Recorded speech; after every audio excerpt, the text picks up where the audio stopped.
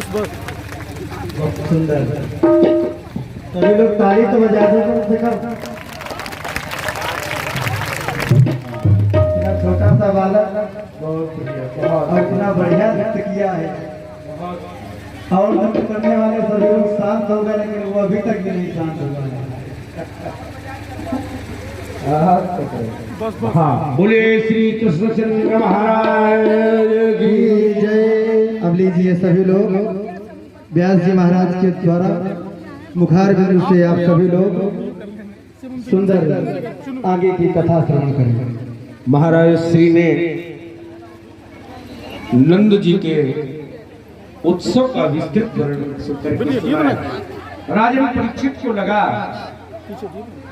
कि अब सब प्रकार से कल्याण ही कल्याण विद्यमान है। महाराज सुखदेव जी ने कहा कि जिस समय ये आनंद हो रहा है, देव की शांत बैठी है, वो जानती है कि अभी कंस के उत्पात बंद नहीं होंगे, वो तो बढ़ेंगे। इसलिए काम रूपान बहुत ध्यान दे करके आनंद के बाद भी इधर देखिए, और भी पूरा ध्यान दीजिए। हमारा छोड़िए। काम रूप धान दिक्षु दानवान ग्रहिमाश। कंस ने कहा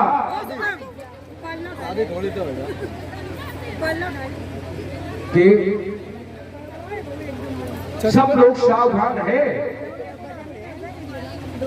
सब लोगों की सावधानी से हमारा कुछ बिगड़ेगा नहीं। लेकिन जब उसे पता चला कि 8वां बालक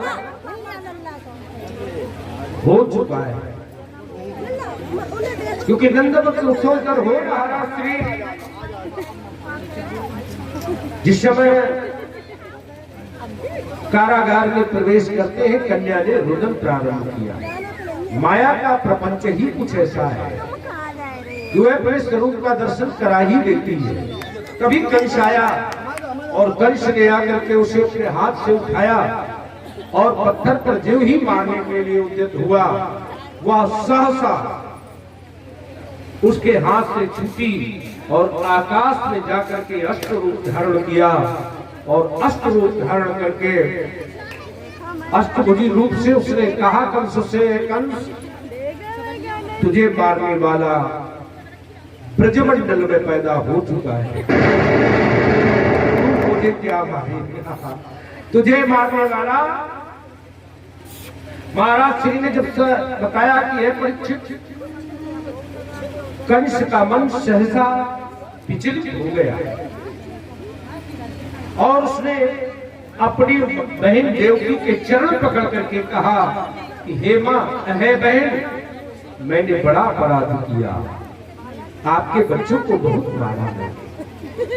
वो हत्याएं हमने की जो हत्याएं मुझे नहीं करनी चाहिए। बहन भी समझ गई कि दुष्ट का परिवर्तन हृदय, दुष्ट का परिवर्तित हृदय हमारे लिए हितकारी नहीं है। देखिए,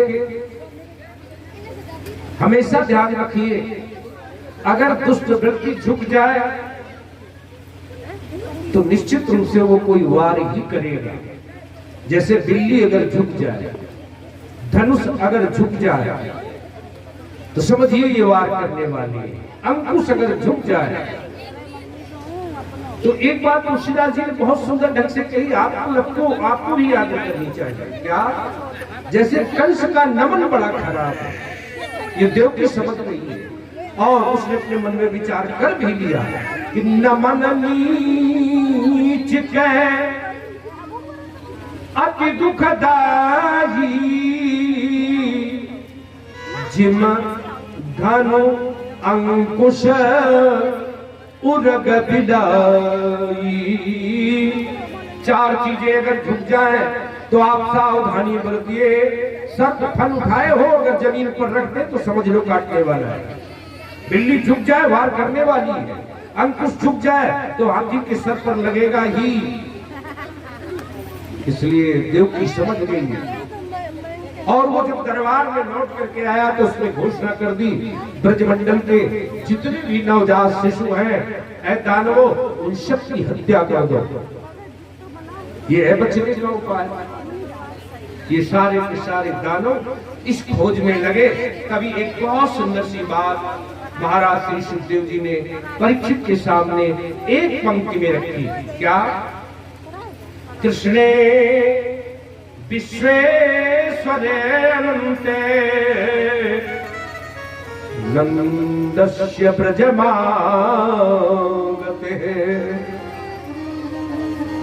है परीक्षित,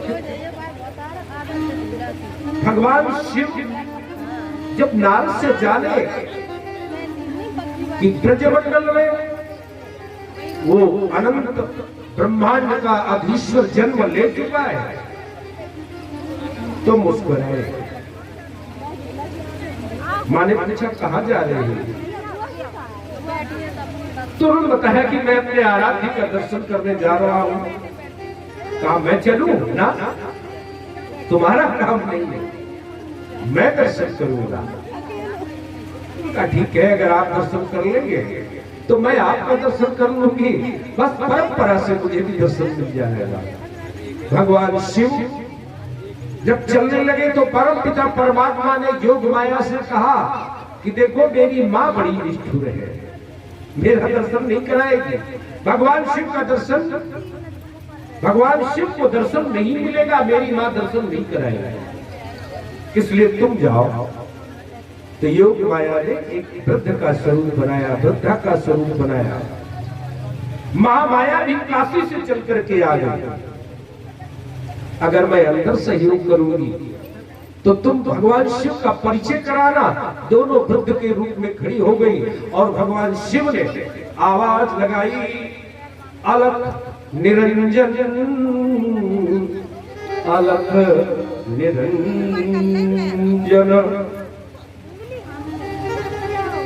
मां को पता ही नहीं चला कि कोई दरवाजे पर आवाज लगा रहा है। वो तो अपने शिशु के मुखारविंद को देख देख करके आनंद मग्न है। अकेले शिव आवाज लगाते रहे कि ओ मां, ओ मां, मैं उस विश्वेश्वर का दर्शन करना चाहता हूं, लेकिन मां सुनती नहीं। तभी योग माया गई अंदर। कहा अरे यशोदा? बोले हाँ, दरवाजे की भिखारी खड़ा है। अरे जब से लाला आया है न जाने कितने भिखारी आते हैं, क्या करें? बोले नहीं नहीं, बहुत सुंदर भिखारी है, तो क्या करें? कुछ दे दो। योग माया ने तैयार कर लिया। वो योग इसके लिए तैयार हो गई। उसने थाली में सुंदर से रत्न, कुछ आटा, कुछ दाल, कुछ चावल, ये सारी वस्तुएं रख ली। योग माया ने कहा कि ठीक है यशोदा, ऐसे योगी को देना ही चाहिए, बड़ा ही विलक्षण योगी है। महारानी जी को ये उकसा रही है, चलो चलो। जब बाहर निकल करके आई तो देखा ये तो जब योगी है। इस योगी का दर्शन तो बड़ा विलक्षण है। तो उन्होंने कहा कि ठीक है महाराज जी, कहां से आए हो? बोले ये मैं नहीं बता सकता कि मैं आया कहां से। अच्छा, तो नहीं बता सकते, कोई बात नहीं, ये भिक्षा लो और जाओ। वो कहने लगे महारानी सुनो, जो माणिक और मोती आप मुझे दे रही है, ऐसे माणिक और मोती का अंबार मेरे घर में लगा है। यशोदा ऊपर से नीचे तक देखने लगी। अरे योगी तो नग्न वैसा है, एक बार हम पर पहले अपने मणियों के खजाने लगे। उन्होंने अपने पात्र में भर करके तमाम मोतियों और माणिक को माँ यशोदा की उसी थाली में डाल दिया। ये तो आप ले जाओ, ये मुझे नहीं चाहिए। फिर क्या चाहिए? बोले आप अपने लाला का दर्शन मुझे करा दो, मैं दर्शन करके वापस चला जाऊंगा। यशोदा बोली नहीं, मैं दर्शन नहीं करा सकती। क्यों? बोले मैंने अभी उसे नहलाया है और फिर हवा चल रही है, ये जो हवा है हमारे बालक को लग जाएगी। भगवान शिव ने कहा कि ऐ मां, अरे यशोदा, इन हवाओं का चलना न चलना उसकी इच्छा पर निर्भर है। वो चाहे तो हवा चले, वो चाहे तो हवा न चले, उसे नहला कौन सकता है? जगत को नहाने की व्यवस्था वो करता है। हे मां, तुम जिसके आनंद सागर में नहा रही हो वो मुझे तलाश रहा है, इसलिए तुम मुझे उसका दर्शन करा दो बस। भगवान भी अंदर मंद मंद मुस्कुरा रहे हैं कि हे बाबा, तुम जितनी शक्ति हो लगाओ, लगा नहीं पाओगे। भगवान अपने मन में मुस्कुराए, शिव जी अपने मन में मुस्कुराए। अरे अरे कितने निष्ठुर हो, एक बार ये दर्शन करा तो दो, क्योंकि इस रूप का दर्शन मैंने कभी नहीं किया। बाल रूप का दर्शन, आप किन किन रूपों में आते हैं, उन रूपों में मेरी लालसा लग जाती है। मैं याचना करता हूँ तो आप भटका करके दर्शन देते हैं। मोहिनी का दर्शन आपने कैसे कराया मैं जान नहीं पाया। राम जी का दर्शन 5 दिन तक मैं लगा रहा प्रयत्न करते, तब आपने दिया। अब महाराज जी मैं कितनी देर से खड़ा हूँ, दर्शन तो कराओ। तभी महामाया ने यशोदा से कहा कि अरे बड़ा योगी है। क्यों, तुम कैसे जानती हो? बोले मैं काशी में रहती थी तब इनको देखा था, ये तो काशी में पड़ी है। यशोदा ने कहा नहीं नहीं, ऐसे परिचय से हम नहीं जानते। यशोदा ने कहा चाहे काशी के हो चाहे और किसी राशि के हो, हमारा लेना देना नहीं, मैं पुत्र का दर्शन नहीं कराऊंगा। तो भगवान शिव ने कहा मैं तब तक यहाँ बैठा रहूंगा, आमरण अनशन कर दूंगा जब तक आप मुझे दर्शन नहीं करा दोगे। योग माया ने भी सही किया कि अरे इनकी चरण धूल तो दिला दो, क्या कर रही है? जब योग माया ने सहयोग किया, जब महामाया ने सहयोग किया, तब यशोदा का हृदय थोड़ा थोड़ा द्रवित हुआ। उनका ठीक है, लेकिन एक शर्त है। बोले क्या? बोले शर्त ये है कि तुम दूर से दर्शन करोगे, छुओगे नहीं मेरे बालक को। उनका हाँ हाँ बस दूर से ही दर्शन करा दो। माँ गई, लेकिन उसका हृदय की योगी न जाने कौन सा जादू टोना कर दे और मेरे पुत्र को कोई विपदा पड़ जावे, ऐसे सोचते सोचते गई।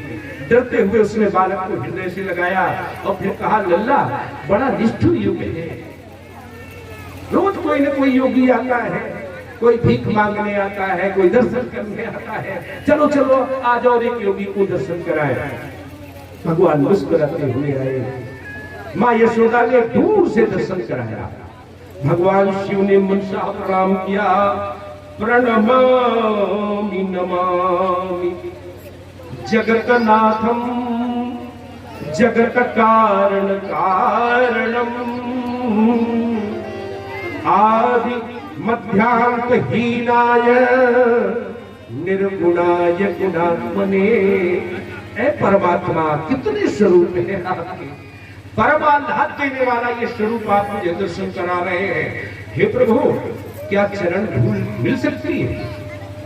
प्रभु बोले नहीं नहीं, मैं तो यशोदा के यहाँ पर हूँ, माँ का गिरवी हूँ मैं, माँ जो चाहे वो कर सकती है। अगर तुम मेरी चरण धूल चाहते हो तो माँ से याचना करो।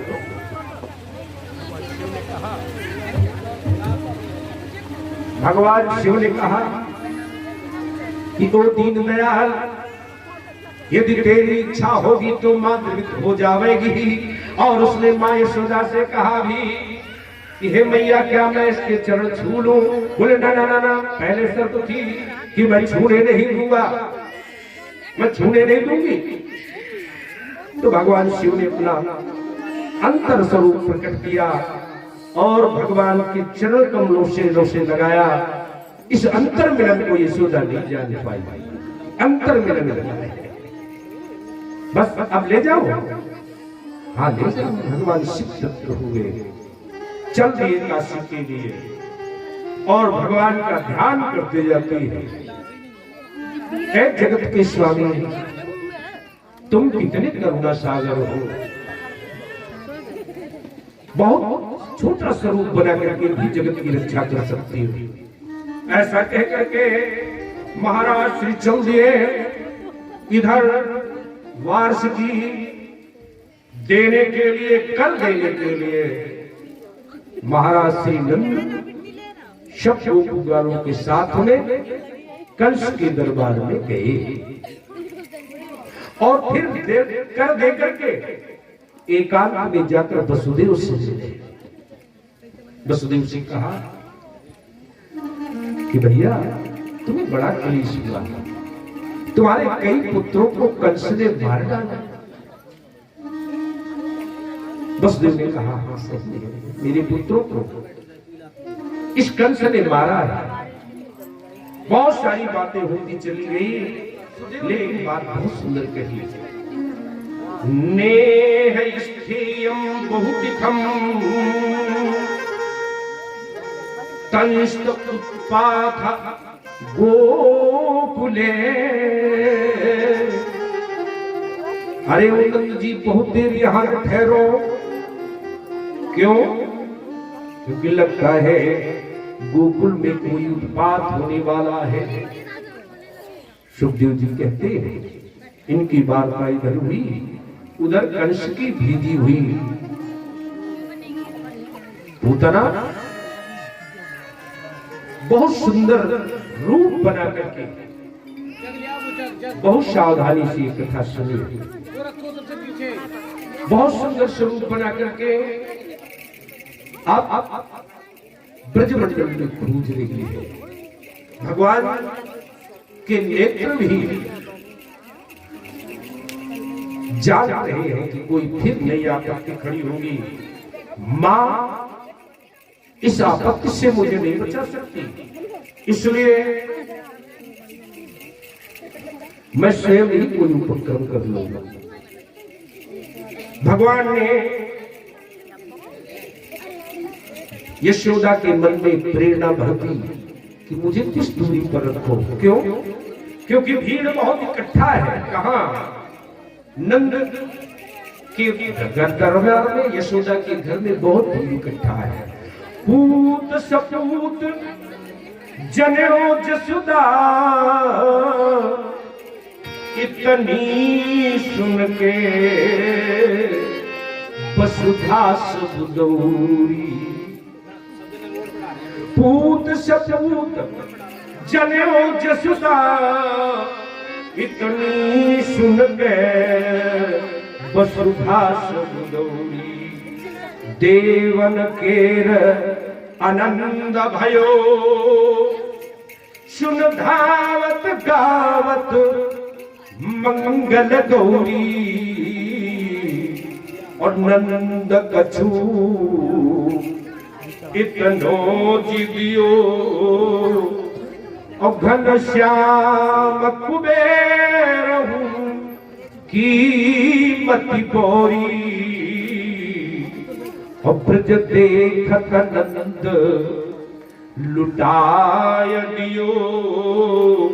अब बचो छछिया बचिया न बिछोरी। इतना लुटाया है।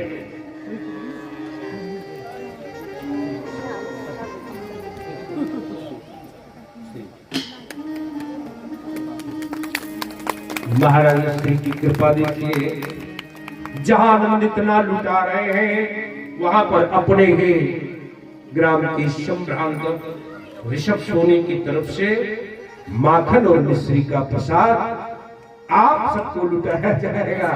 आप सब पी लीजिए, ये भगवान श्री कृष्णचंद्र जी की कृपा का ही प्रसाद है। आप सब लोग प्राप्त करें। हाँ, तो ब्रज देखत नंद लुटाय दियो। बचो छछिया बचिया न। महाराज श्री कहते हैं अहो ब्रजराज ये है जो तिहारो राज। और बचे गुण कोई देन यह मोती मार्ग में कंचन लगा।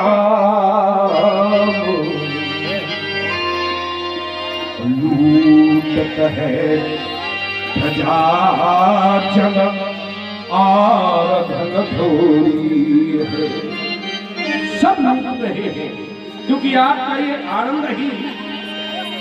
तो इसी समय पूतना अपना देश बदल करके आई। ध्यान दीजिए चित्त क्या है, यह विचार कर पूतना और धरो मोहनी रूप, विष लगाए दो कुचन में कियो श्रृंगार अनूप। अनूप श्रृंगार लगा करके चांदी मन ने विचार कर लिया कि सत्याजात श्री कृष्णचंद्र जी के आंगन में पहुंचकर उसे मैं गोद में लूंगी और उसे पूर्व जन्म की याद भी आ गई। पर यज्ञ में भगवान जब बावन बन करके गए तब उसी में बन की पुत्री रत्नावली खड़ी है। हाँ हाँ हाँ, कितना सुंदर वाली है। ये कहीं मेरा पुत्र बन गया था तो अपने मन को, अपने मस्तिष्क को, अपने भाग्य को मैं बार बार सराहती। इतना सुंदर बात। भगवान इसकी अंतरात्मा की बात समझ रहे हैं, लेकिन कहते हैं तत्व से विरोध, जगत से